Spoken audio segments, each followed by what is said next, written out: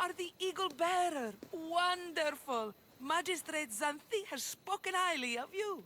Very kind of her. So here's the thing. My children have promising futures, but they refuse to learn and study. They think they know better, but they can't recite a poem to save their lives. Where do I fit into this? They've heard of the Eagle Bearer and worship the ground you walk on. If you related an epic story to them, I bet they retain it and impress their tutors.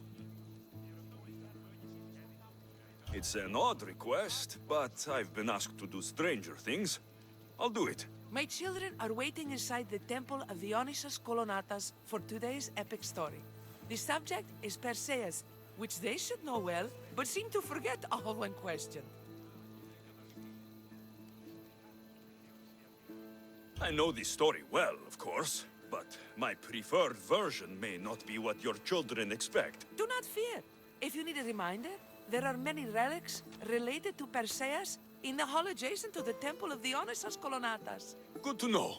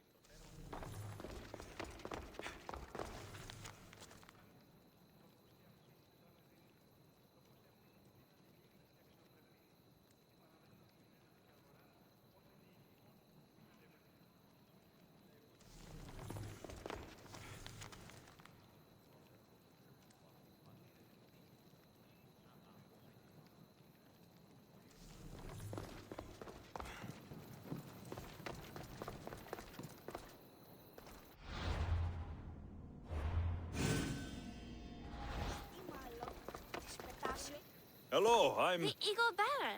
We've heard all about you. Are you going to tell us a story today? Do we have to listen? We've heard it 100 times. Yes, that's me. And yes, I'm telling you a story.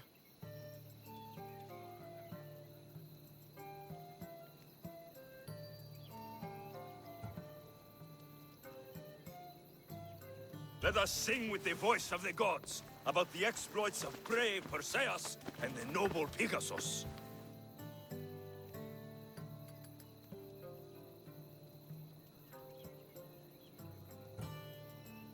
Acrisius, the king of Argos, was not a good man. He had one child, a daughter, Danae. Bitter that he had no son, he went to the oracle of Delphi and heard a prophecy that chilled him. Ooh, what was it? The oracle said Acrisius would be killed by his grandson. But Danae was unmarried and childless at the time. To protect himself, he locked Danae in a bronze room, open only to the sky. Ooh! However, mighty Zeus saw the girl and fell in love with her. He transformed into a golden shower and seduced her. Danae gave birth to a son, Perseus. I knew it. King Acrisius couldn't kill the boy for fear of angering Zeus. So, he put his daughter and grandson in a wooden crate and tossed them into the wild sea to be drowned. How horrid! Poor Perseus.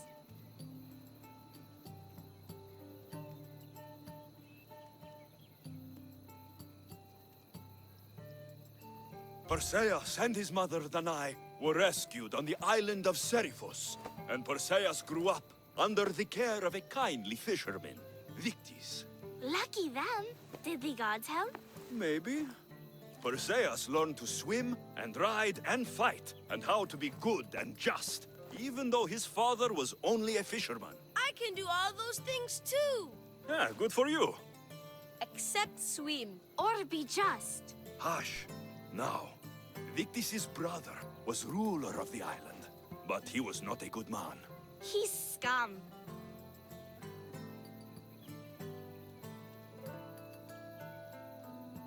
The cruel king of Seriphos, Victis' brother Polydectes, decided he wanted to marry Danae, for she was still beautiful and noble. But Perseus knows his mother does not want this. Victis couldn't stop his brother, so it was up to Perseus to interfere and be annoying. Christos, that's your job.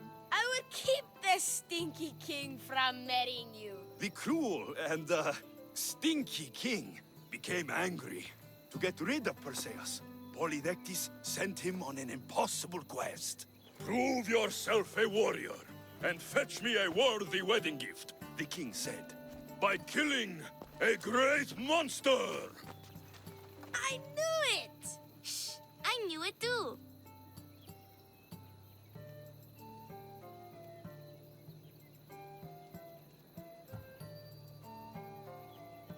Polydectes told Perseus to bring back the head of Medusa, the Gorgon, whose gaze could turn anyone who looked into her eyes to stone. Ah! Polydectes knew that Medusa would be Perseus' death. That stinker! But the evil king did not know Perseus was favored by the gods. Hermes gifted Perseus with winged sandals and a silver sickle, and Athena gave him a bronze shield polished mirror bright. Perseus flew to Medusa's lair and used the shield to watch her reflection. He cut off her head with the sickle of Hermes. As she died, the winged foal Pegasus sprung from her neck. Yes! Flying home, Perseus found the maiden Andromeda, chained on the Ethiopian cliffs, waiting to be sacrificed to the baleful sea monster, Ketos. Perseus used Medusa's head to turn Ketos to stone, rescued Andromeda, and married her. Take that, Ketos! Perseus returned home to find King Polydectes relentlessly pursuing Danae. They quarreled, and Perseus showed the king his wedding gift. When he saw Medusa's head, Polydectes turned to stone. Yes!